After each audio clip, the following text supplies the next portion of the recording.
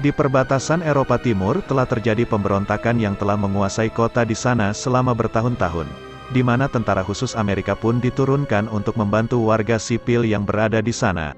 Namun, dari beberapa tim yang diturunkan hanya tersisa satu prajurit yang selamat. Dan yang menarik perhatian di sini adalah kacamata yang dipakainya. Kacamata tersebut bernama hyperspectral, yang berasal dari kata spektrum, di mana kacamata ini mampu melihat cahaya dengan spektrum lebih jelas, dan itu digunakan pasukan militer untuk bisa melihat di kegelapan, namun, dengan kemampuan menangkap yang lebih tinggi.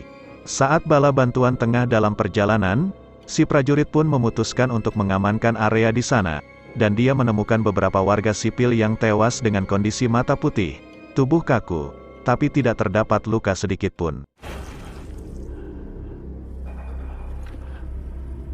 Hingga saat dirinya masuk ke lorong yang gelap, tiba-tiba, dia melihat sosok bayangan putih yang dianggapnya sebagai gangguan pada kacamata tersebut.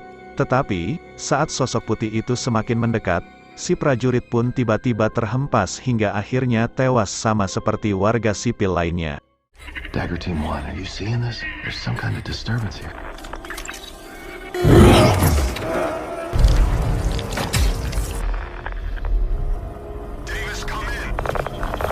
Lalu, apakah itu? Apakah hantu? Ataukah hanya gangguan pada kacamata tersebut? Dan inilah Spektral. Cerita akan berfokus pada seorang ilmuwan jenius yang bernama Klein, di mana si Klein ini adalah pengembang senjata militer di Departemen Pertahanan Amerika yaitu DARPA, atau singkatan dari Defense Advanced Research Project Agency. Dan bagi kalian yang belum tahu, jadi kalau di Amerika itu mereka punya departemen khusus yang membuat dan mengembangkan teknologi baru, di mana alat-alat canggih tersebut nantinya akan digunakan dan diaplikasikan oleh para militer di sana. Dan ternyata, yang menciptakan kacamata hyperspektral itu adalah Klein sendiri. Tidak hanya itu, Klein juga yang menciptakan alat yang digunakan militer, diantaranya, baju Templar, drone, pelacak otomatis, dan lain-lain. Pada adegan ini, Klein sedang mendemonstrasikan alat penemuan terbarunya, berupa sinar plasma yang bisa menembus berbagai material dengan cara memanaskan suhu terlebih dahulu, hingga senjata tersebut tidak menimbulkan kebisingan saat digunakan. Hingga saatnya dia mendapat panggilan bantuan, bahwa kacamata hyperspektralnya menangkap gangguan-gangguan aneh, sehingga, Klein harus pergi ke sana untuk menjelaskan apa itu. And there. Seeing things. Look, you invented these goggles to keep our guys safe.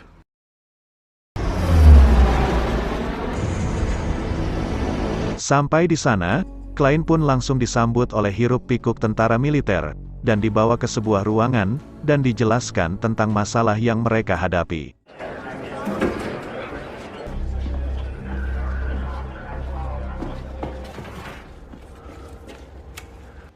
I can tell you we need answers fast.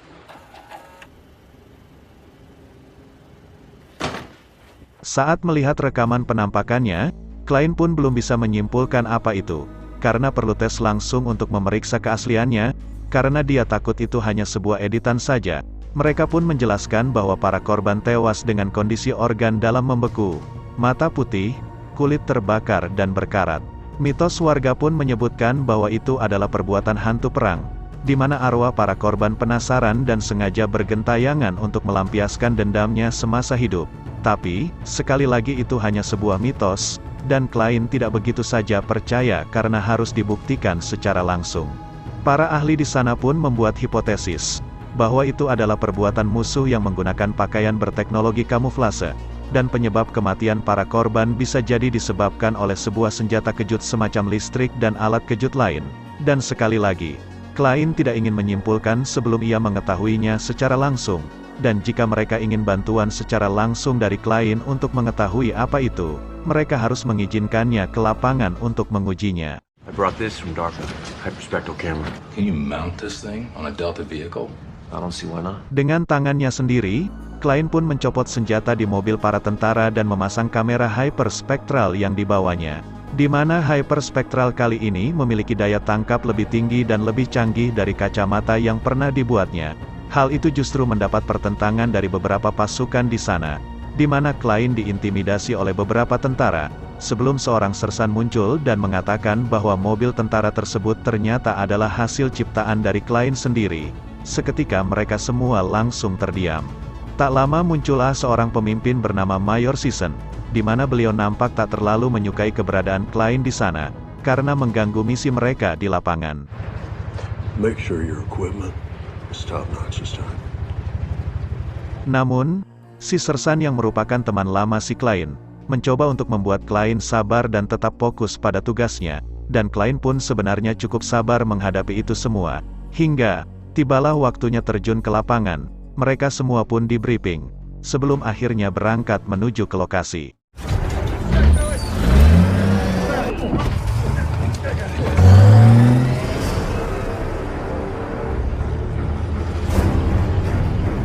Sesampainya di perbatasan, kita bisa melihat bahwa kota tersebut nampak seperti kota mati yang sangat mengerikan.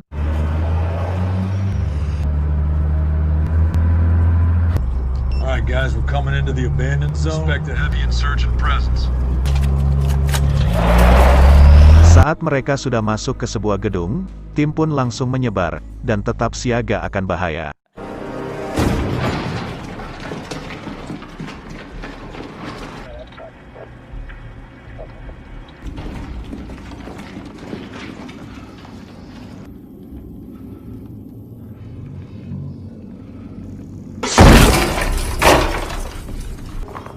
I've got an insurgent body here. Alessio here. Moving to the 5th floor.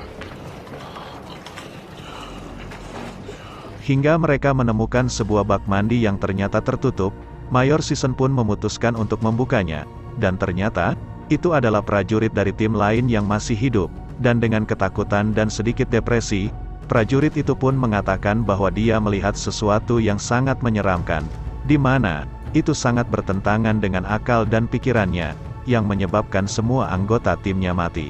I've seen it. This is the opposite of God.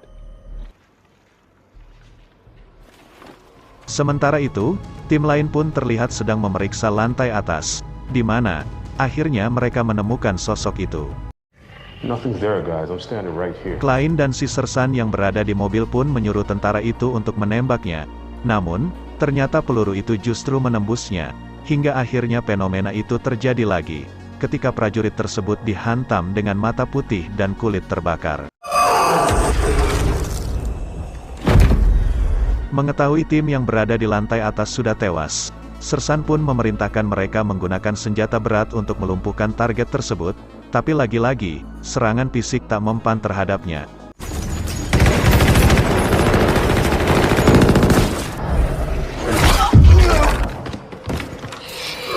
Melihat bahwa hal itu sudah di luar kendali, Klein pun meminta sersan dan si wanita ini untuk menyuruh mereka kembali, tetapi, mereka tidak ingin pulang dengan tangan kosong. Dan ketika sudah banyak korban berjatuhan, barulah mereka sadar bahwa pasukan harus segera kembali ke mobil.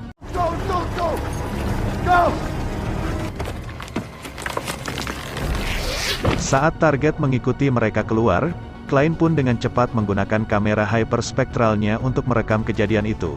Dan betapa kagetnya dia saat bahwa target tersebut nampak seperti manusia yang sedang melihat tepat ke arahnya.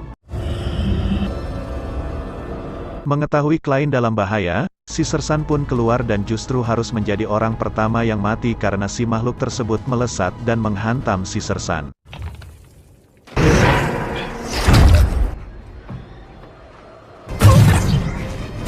Dengan cepat mereka kabur dari sana, tetapi mobilnya mengenai ranjau hingga meledak dan tidak bisa lagi dipergunakan. Ditambah karena kejadian tadi, semua kacamata yang mereka miliki sudah hilang dan sebagian lagi hancur.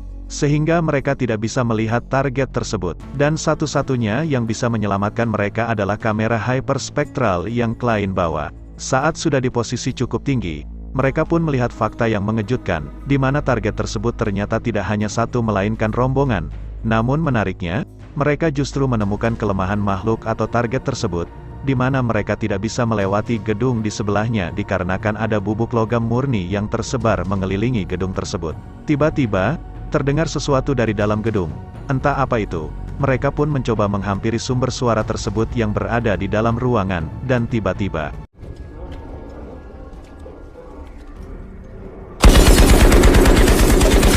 ternyata mereka hanya anak-anak, di mana mereka ditinggal oleh kedua orang tuanya yang sudah meninggal. Salah satu anak pun memberitahu bahwa yang menyebar bubuk logam tersebut adalah ayah mereka, dan beliau tewas saat melakukan itu.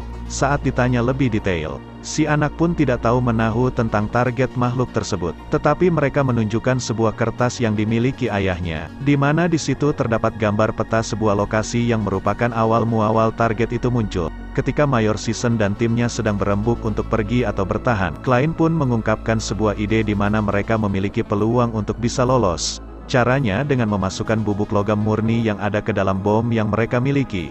Mungkin target makhluk tersebut tidak akan mati dengan itu, tetapi setidaknya bisa menghambat mereka untuk lari dari sana. Selagi para tim sedang membuat bomnya, Klein sendiri pun mengubah kamera hyperspektralnya menjadi semacam lampu sorot, sehingga mereka semua bisa melihat para makhluk tersebut secara langsung.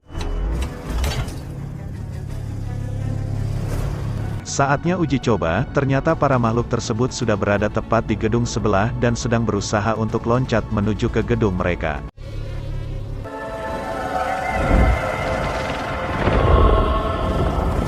Alhasil mereka pun langsung berangkat. Saat itu juga, terjadi kejar-kejaran di antara mereka yang membuahkan hasil, bahwa bom tersebut ternyata berhasil menghambat para makhluk tersebut. Namun karena mereka kalah banyak, salah satu dari mereka pun harus tewas, dan pada akhirnya Klein dan kawan-kawan pun harus terjebak dalam sebuah bis yang ada di sana.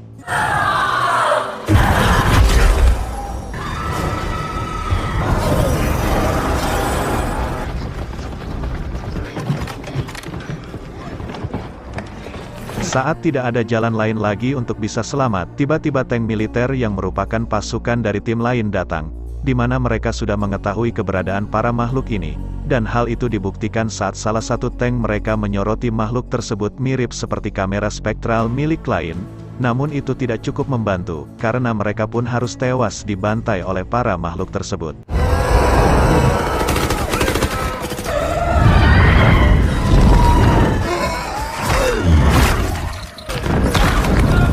Saat makhluk tersebut sedang menggempur pasukan yang ada, Klein pun secara kebetulan melihat bahwa sesaat setelah makhluk itu menabrak tanknya, ternyata makhluk itu seperti merasa kesakitan karena tak bisa menembus tank tersebut. Sampai di sini Klein akhirnya bisa sedikit menyimpulkan bahwa makhluk itu ternyata memiliki beberapa kelemahan yang cukup masuk akal, dan saat helikopter datang, Klein pun langsung melemparkan bubuk logam murni tersebut dan membuat makhluk itu kesulitan untuk berjalan. Akibat kejadian itu, Mayor Season pun harus kehilangan anak buahnya dan hanya menyisakan 4 orang yang selamat.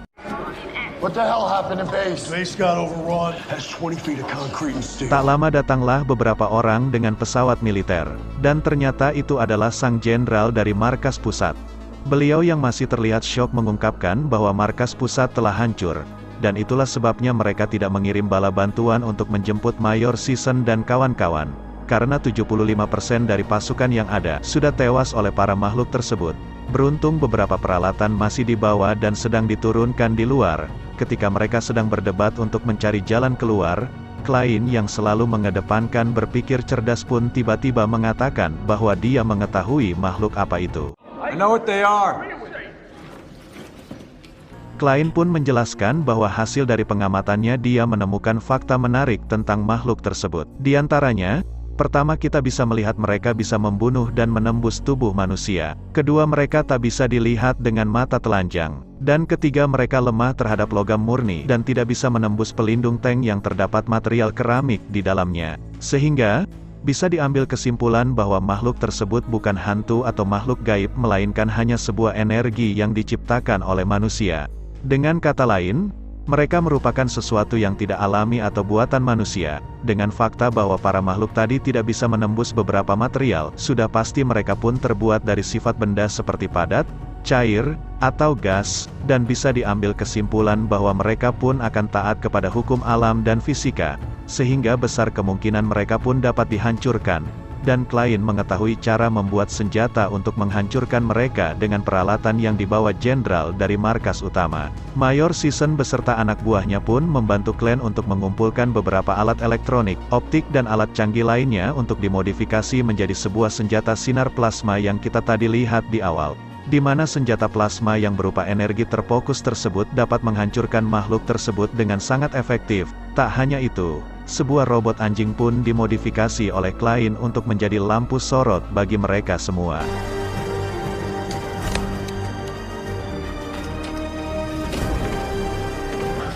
If my math is right, should break down concepts. Setelah mereka selesai, tujuan mereka selanjutnya adalah sebuah lokasi di peta milik ayah si anak kecil tadi yang katanya merupakan awal muawal makhluk itu muncul, dan belakangan diketahui bahwa lokasi tersebut adalah pembangkit listrik, di mana itu menjadi sangat masuk akal, karena untuk menciptakan makhluk ini pasti memerlukan daya yang sangat besar. Hingga saatnya tiba, mereka pun berangkat ke sana untuk memusnahkan makhluk tersebut sebelum semuanya menjadi terlalu jauh.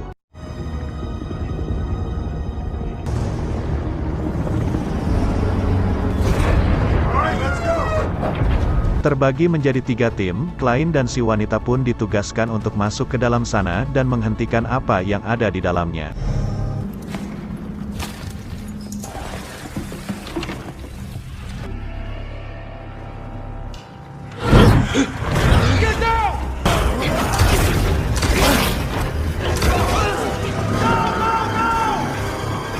Sementara itu, Mayor Season dan anak buahnya akan melindungi mereka dan menahan makhluk itu sebisanya, dan saat makhluk itu muncul, mereka pun menembakkan senjata itu untuk pertama kalinya dan ternyata itu berhasil.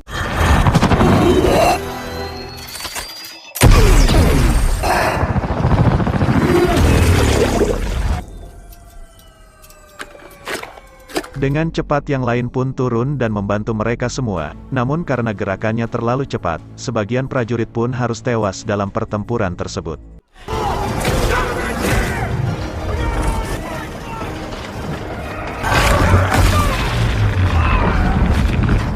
Di sisi lain, klien dan si wanita pun akhirnya berhasil masuk ke dalam sana, dan menemukan beberapa kotak yang berisi makhluk yang masih dalam tahap pencetakan, dan bisa dipastikan bahwa tempat ini adalah pabrik pembuatan makhluk-makhluk tersebut. Tak cukup sampai di situ, klien pun menemukan sebuah ruangan, di mana di situ terdapat banyak makhluk yang berada dalam kotak kurungan, dan saat melihat beberapa kotak kaca yang pecah, di situ dia sadar bahwa ada kerusakan yang membuat makhluk-makhluk itu keluar dan membunuh semua orang yang bekerja di pabrik tersebut. Tak ingin membuang waktu, klien pun turun untuk menonaktifkan sumber dayanya, sementara itu Mayor dan anak buahnya pun dibuat kaget, saat tiba-tiba muncul beberapa makhluk yang bergabung menjadi satu dan membuat ukurannya menjadi sangat besar. Tak ingin terpesona dengan hal itu, mereka pun langsung menembakinya.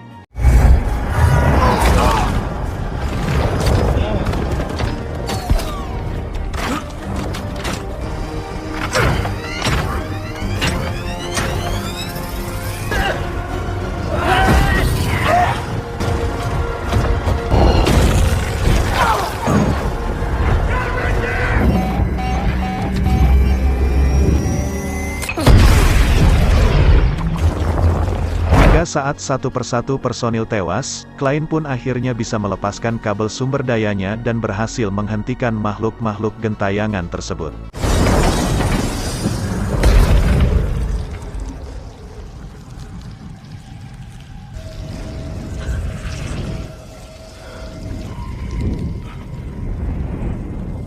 He's moving.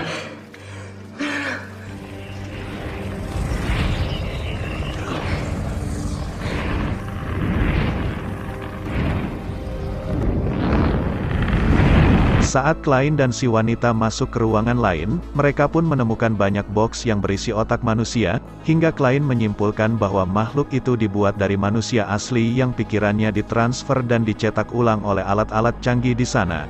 Entah siapa yang menciptakan mimpi buruk ini, tapi yang pasti klien langsung mematikan semua kotak yang ada dengan tujuan untuk mengakhiri penderitaan mereka semua.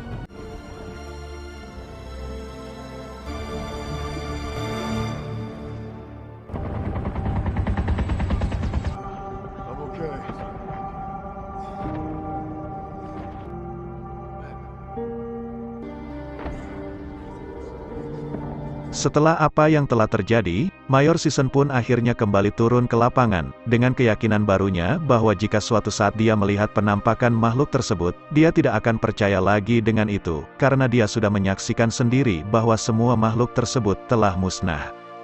Tamat.